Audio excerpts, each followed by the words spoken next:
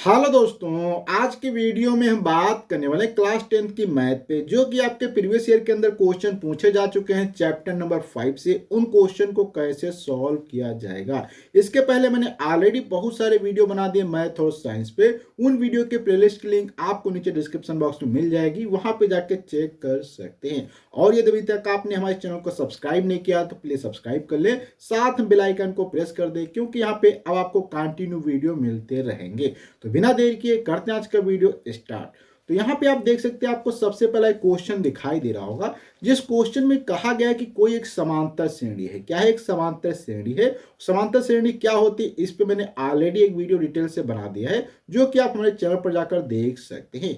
तो समांतर श्रेणी में यहाँ पे दिया गया डी, जिसको हम कहते हैं सार्वमांतर कहते हैं। और यहाँ पे -4 दिया गया है, एन बराबर यहाँ पे दिया गया है और ए एन दिया गया। तो यहाँ पे डी दिया गया है, एन अर्थात कितने टर्म है, और यहाँ पे ए एन भी दिया गया 40 अर्थात 4 दिया गया है। तो यहाँ पे पूछ रहा है कि ए का मान ज्ञात करो। अब यहाँ पे देखो, जब भी क्वेश्चन आपको इस टाइप के सॉल्व करने हो गणित के अंदर या कोई भौतिक विज्ञान या रसायन विज्ञान के अंदर, तो आपको सबसे पहले जो भी चीजें दी गई हैं उनको लिखना होता है।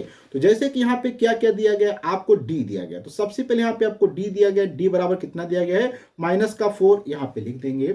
इसके बाद फिर यहाँ पे आपको लिखना होगा दूसरी जो चीज दी गई, जैसे कि एन बराबर दिया गया है, तो एन बराबर यहाँ पे 7 लिख देंगे। इसके बाद यहाँ पे जो ए एन इन्होंने दिया है, ये हमारे हिसाब से ए एन या A7 दिया गया है। A7 यहाँ पे कितना दिया गया है, 4 दिया गया है। ठीक, अब यहां से आपको पूछा गया कि ए का मान ज्ञात करो। ए का मान कैसे ज्ञात करेंगे, इस पे हम बात करते हैं। तो हम एक फार्मूला जानते हैं, क्या होता है, ए एन बराबर, अर्थात कोई भी अगर समांतर श्रेणी होती है तो उसका एनवां पद ज्ञात करने के लिए फार्मूला होता है ए एन बराबर ए प्लस का, यहाँ पे फिर होता है एन माइनस का 1 होता है इंटू डी होता है। ये बहुत ही इंपॉर्टेंट फार्मूला होता है किसी भी समांतर श्रेणी का एनवां पद ज्ञात करने के लिए और स्टार्टिंग से। तो यहाँ पे हम देखते हैं इसको कैसे यूज करेंगे। तो इसमें आपको सिंपल से करना क्या होता है, यहाँ पे जो ए एन दिया गया है, ए एन का मतलब यहाँ पे दिया गया आपको 4, तो यहाँ पे ए एन बराबर कितना दिया गया, 4 यहाँ पे रख देंगे। और ए दिया नहीं गया, इसको ऐसे छोड़ देंगे। एन कितना दिया गया, यहाँ पे 7 दिया गया, इसको लिख देंगे। 7 - 1 हो जाएगा। और डी यहाँ पे आप देख सकते हैं -4 दिया गया, इसको यहाँ पे लिख देंगे। अब यहाँ पे आप देखो क्या हो जाएगा, 4 हो जाएगा, इक्वल टू क्या हो जाएगा, ए हो जाएगा। यहाँ पे 7 में से एक घट जाएगा, तो कितना बचेगा, यहाँ पे आपका 6 बचेगा। और 6 में क्या करते हैं, -4 से मल्टीप्लाई किया गया है।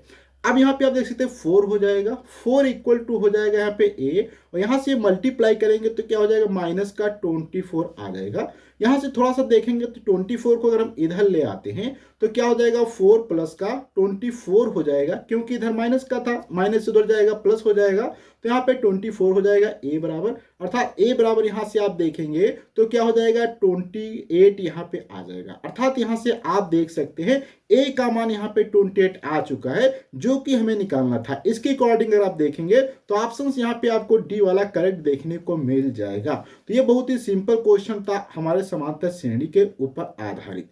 अब हम यहाँ पे अगले क्वेश्चन पे बात करते हैं, जो कि क्वेश्चन आपका 2019 के अंदर पूछा जा चुका है। इस क्वेश्चन में कहा गया है कि अगर कोई एक समांतर श्रेणी है जिसका सार्वंतर दिया गया है, कितना सार्वंतर दिया गया है, -4 दिया गया है, जिसका 10वां पद कितना दिया गया है, -8 दिया गया है, तो श्रेणी का प्रथम मान ज्ञात करो। देखो, जो जो चीजें दी गई उनको आपको लिखना है पहले। तो यहाँ पे सबसे पहले क्या दिया, सार्वंतर। सार्वंतर को हम क्या करते हैं, डी से लिखते हैं। तो सार्वंतर यहाँ पे कितना हो जाएगा, -4 दिया गया है। फिर यहाँ पे कह रहा है कि 10वां पद, 10वां पद का मतलब 8 10 कितना दिया गया है, यहाँ पे -8 दिया गया है। तो यहाँ पे आप चाहें तो एन भी समझ सकते हैं कि एन यहाँ पे कितना दिया गया हो, 10 दिया गया होगा। और इसके बाद यहाँ पे आपको क्या निकालना है, प्रथम पद अर्थात ए निकालना है। कैसे निकालते हैं, देखो यहाँ पे हम जानते हैं कि कोई भी श्रेणी है उसका एनवां पद के लिए फार्मूला हमारा क्या होता है, ए एन इक्वल टू क्या होता है, ए एन बराबर ए प्लस, यहाँ पे हो जाता है एन माइनस का 1 इंटू डी। ये होता है, जो कि बहुत ही पॉपुलर फार्मूला है आपके समांतर श्रेणी के लिए। अब इसी में सभी चीजों को यहाँ पे लिख देना है। तो जैसे कि यहाँ पे आपको क्या दिया, देखो ए एन अर्थात यहाँ पे A10, तो यहाँ पे आपका क्या हो जाएगा, A10 हो जाएगा, जो कि कितना दिया गया, -8 हो जाएगा। ए मालूम नहीं, इसको ऐसे छोड़ देंगे। एन कितना दिया, यहाँ पे 7 दिया गया, 10 दिया गया, 10 लिख देंगे, -1 करेंगे। डी कितना दिया, -4 दिया गया, इसको यहाँ पे 4 लिखेंगे। थोड़ा सा यहाँ पे सॉल्व करेंगे तो ए आ जाएगा, प्लस का यहाँ पे घटेगा तो 9 हो जाएगा। 9 में -4 से मल्टीप्लाई किया गया है, तो यहाँ पे आप देखो ए हो जाएगा, प्लस का 9 को जब आप 4 से मल्टीप्लाई करेंगे तो 36 आ जाएगा, माइनस का यहाँ पे 36 हो जाएगा, और ये किसके इक्वल चल रहा है, माइनस का 8 के बराबर है। तो यहाँ से a बराबर अगर हम लिखने की कोशिश करेंगे तो क्या हो जाएगा, माइनस का 8, ये माइनस से इधर आएगा तो क्या हो जाएगा, प्लस का 36 हो जाएगा, या a बराबर अगर हम लिखेंगे तो क्या हो जाएगा, 36 माइनस का 8 हो जाएगा। तो यहाँ से अगर आप सॉल्व करते हैं तो यहाँ पे आप देखेंगे कितना आता है आपका, 28 आ जाएगा, a इक्वल टू आ जाएगा, जो कि हमारा यहाँ पे प्रथम पद है। और इसके अकॉर्डिंग अगर आप देखा जाए तो यहाँ पे ऑप्शन आपका सी वाला करेक्ट हो जाएगा। इस प्रकार से आप इस क्वेश्चन को बहुत ही आसानी से सॉल्व कर सकते हैं।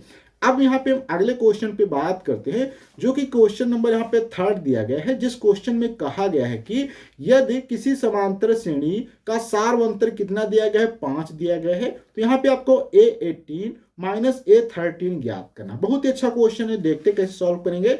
सबसे पहले आपको यहाँ पे क्या दिया गया, डी दिया गया है, डी बराबर कितना दिया गया, 5, इसको लिख देना है।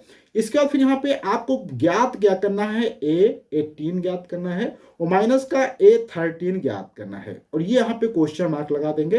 अब देखो हम एक लोग जानते हैं कि nवां पद के लिए फॉर्मूला क्या होता है, n is equal to a plus का यहाँ पे n माइनस का 1 इंटू डी होता है। ये हमारे लिए बहुत ही इंपॉर्टेंट फार्मूला होता है समांतर श्रेणी का, इसी फार्मूले का यूज करेंगे।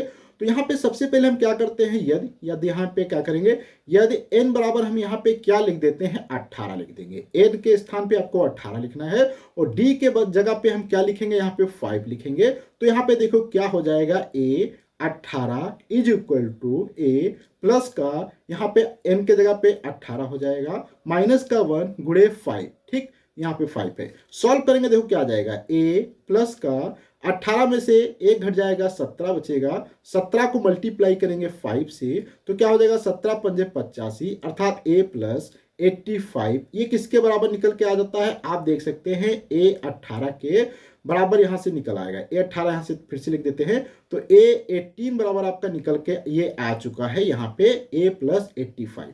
इसको यहाँ पे हम ऐसे यहाँ पे सर्कल में लिख देते हैं, और ये मान लो हमारी समीकरण क्या हो जाती है, 1 हो जाती है। अब इसी प्रकार से फिर से यहाँ पे थोड़ा सा हम नेक्स्ट स्टेप में बात करते हैं, जहाँ पे क्या करेंगे, आपके से हम क्या करेंगे, n बराबर कितना रखेंगे, यहाँ पे आपके से हम 13 रखेंगे, और d बराबर तो हमें मालूम है कि 5 है। तो यहाँ पे क्या हो जाएगा, देखो a13 इज इक्वल टू क्या हो जाएगा, a प्लस का यहाँ पे क्या हो जाएगा, 13 माइनस का 1 इक्वल एंड मल्टीप्लाइड बाई 5। तो यहाँ सॉल्व करेंगे, a प्लस का यहाँ पे हो जाएगा 12 मल्टीप्लाइड बाई 5, अर्थात 12 पंजे क्या हो जाएगा, 60 हो जाएगा, अर्थात यहाँ पे आ जाएगा 60, ये आपका a13 आ जाएगा। इसका समीकरण नाम हम यहाँ पे 2 दे देते हैं। अब यहाँ पे आपको करना क्या है, समीकरण जो आपकी 1 दी गई है उसमें से आपको समीकरण यहाँ पे 2 घटा देना है। बहुत ही अच्छा क्वेश्चन है, जैसे घटाएंगे तो देखो क्या होगा, a घटाएंगे, इसको आप चाहें तो एक बार ऐसे लिख सकते हैं, a18 is equal to a plus 85 हो जाएगा। इसी प्रकार से a13 is equal to a plus का यहाँ पे क्या हो जाएगा, 60 हो जाएगा। यहाँ पे सब्सट्रैक्ट जब हम करेंगे तो यहाँ पे देखेंगे ये माइनस हो जाएगा, आई एम सॉरी, ये भी माइनस हो जाएगा, ए भी माइनस हो जाएगा, ए भी माइनस हो जाएगा, ये प्लस वाले माइनस में कन्वर्ट हो जाएंगे, और यहाँ पे a कट जाएगा, तो यहाँ पे क्या आ जाएगा, a18 माइनस का a13 इक्वल टू क्या हो जाएगा, 85 माइनस का 60। और यहाँ से आप थोड़ा सा इसको सॉल्व करते हैं, तो आपको सॉल्व करने पे यहाँ पे आप देख सकते हैं आपको क्या प्राप्त हो जाएगा, यहाँ पे आपका a18 माइनस का a13 इज इक्वल टू, यहाँ पे जब सब्सट्रैक्ट कर देंगे तो इसमें से आपका सब्सट्रैक्ट करने पे बहुत ही आसानी से यहाँ पे देखेंगे 85 में से 60 घट जाएगा, तो यहाँ पे आपका 25 आ जाएगा, जो कि आपका आंसर निकालना था। एक इसके अकॉर्डिंग आप देखेंगे तो यहाँ पे ऑप्शन आपका सी वाला करेक्ट हो जाएगा। अब हम यहाँ पे अगले क्वेश्चन पे बात करते हैं, जो कि क्वेश्चन यहाँ पे आपको दिखाई दे रहा होगा, जिसमें दिया गया है कि 100 प्राकृतिक संख्याएं, अर्थात अगर यहाँ पे 100 प्राकृतिक संख्याओं का योग ज्ञात करने के लिए कौन सा प्रसिद्ध गणितज्ञ ने यहाँ पे एक संबंध में नियम दिया था, अर्थात मान लो आपके पास 100 प्राकृतिक संख्याएं, तो उनका योगफल आप ज्ञात करने के लिए कौन सा यहाँ पे ज्ञात करेंगे। तो यहाँ पे देखो फर्स्ट ऑप्शन की अगर हम बात करें, जो कि यहाँ पे आपको देखने को मिलेगा फर्स्ट ऑप्शन, ये वाला तो हो नहीं सकता है। क्यों?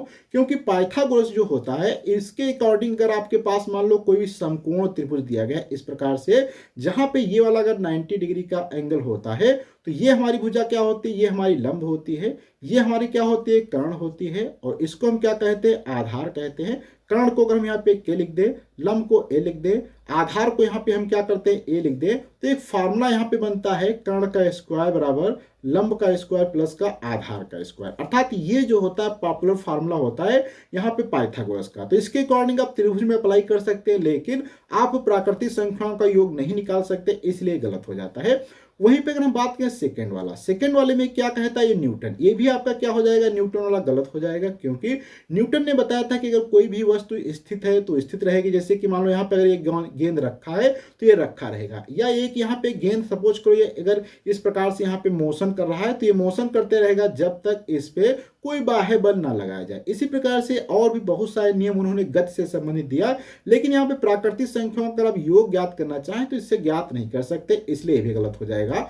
वहीं पे सी वाले ऑप्शंस पे बात करें तो ये जो सी वाला सही हो जाएगा, क्योंकि गॉस ने कहा था कि प्राकृतिक संख्याओं का आप बहुत ही आसानी से योगफल ज्ञात कर सकते हैं, जो कि यहाँ पे समांतर श्रेणी भी देख सकते हैं। वहीं पे जो लास्ट का ऑप्शन हो जाएगा डी, ये भी आपका इनकरेक्ट हो जाएगा, क्योंकि यूक्लिड विभाजन की परिमिका के आधार पे आप दो संख्याओं का बहुत ही आसानी से मासा ज्ञात कर सकते हैं, जो कि आपने फर्स्ट वाले चैप्टर के अंदर डिटेल से पढ़ा होगा, इसलिए आप यहाँ पे इनकरेक्ट हो जाएंगे। आपका केवल यहाँ पे सी वाला करेक्ट हो जाएगा। अब यहाँ पे हम अगले क्वेश्चन पे और लास्ट क्वेश्चन पे बात करते हैं, जिसमें कहा गया कि 1 से 10 तक की धनात्मक सम संख्याओं का समांतर माध्य होगा। अब यहाँ पे समांतर माध्य पूछा गया, समांतर माध्य क्या होता है इस पे हम बात करेंगे। तो सबसे पहले यहाँ पे आपको क्वेश्चन दिया गया कि 1 से 10 तक, 10 तक है उसके बीच की, 10 वाली नहीं है, 10 तक लिखना है, समांतर धनात्मक सम होनी चाहिए। तो 1 से 10 के बीच में अगर हम ये सभी संख्याओं को लिखे, देखो क्या हो जाएगा, 1 हो जाएगा, 2 हो जाएगा, 3 हो जाएगा, 4 हो जाएगा, 5 6 7 8 और 9 और 10। अब यहाँ तक हो जाएगा, लेकिन इसमें तक इसके बीच में पूछा गया तो यहाँ पे एक सम संख्या आपका 2 हो जाएगा, इसके बाद यहाँ पे फिर आपका 4 हो जाएगा, फिर यहाँ पे आपका 6 हो जाएगा, फिर यहाँ पे ये आपका 8 हो जाएगा, लेकिन उसके अलावा कोई भी नहीं होंगे। तो ये हमारी यहाँ पे सम संख्याएं आ जाती हैं 1 से 10 के बीच में। अब यहाँ पे इनका समांतर माध्य ज्ञात करना, देखो समांतर माध्य ज्ञात करना बहुत आसान होता है। समांतर माध्य कैसे ज्ञात करते हैं, इसके लिए हम पहले सबसे पहले यहाँ पे फार्मूला लिख देते हैं। तो समांतर माध्य क्या हो जाएगा, समांतर माध्य बराबर क्या होता है, कुल संख्याओं का योग। क्या होता है, कुल संख्याओं का योगफल, संख्याओं का योगफल ये होता है। यहाँ पे फार्मूला आपको याद रखना है, कुल संख्याओं का योगफल बटे क्या होता है, संख्याओं या कुल संख्या या संख्याओं के अंक जो होते हैं। तो यहाँ पे कुल संख्या कितनी है, या यहाँ पे संख्याओं की संख्या लिख सकते हैं। तो यहाँ पे कितनी संख्या है उसके विषय में होती है, तो संख्याओं की संख्या, ठीक, क्या हो जाएंगी, संख्याओं की संख्या। तो यहाँ पे आप देखें कुल संख्याओं का योग कैसे ज्ञात करेंगे, तो इसके लिए आप क्या करेंगे, 2 को जोड़ देंगे, 4 को जोड़ देंगे, 6 को जोड़ देंगे, 8, और कुल संख्याएं कितनी है, 4 हैं। तो यहां से सॉल्व करेंगे, 2 + 4 + 6 कितना हो जाएगा, तो 6 4 10 20 हो जाएगा। 20 बटे यहाँ पे 4 है, इसको कैंसिल कर देंगे, तो यहाँ पे आपका 5 आ जाएगा, जो कि यहाँ पे हमारा समांतर माध्य का आंसर आ जाता है। तो इस प्रकार से आप इन क्वेश्चन को सॉल्व कर सकते हैं। अगले वीडियो मिलेंगे कुछ ऐसे इंटरेस्टिंग क्वेश्चन के साथ में, जब तक के लिए धन्यवाद।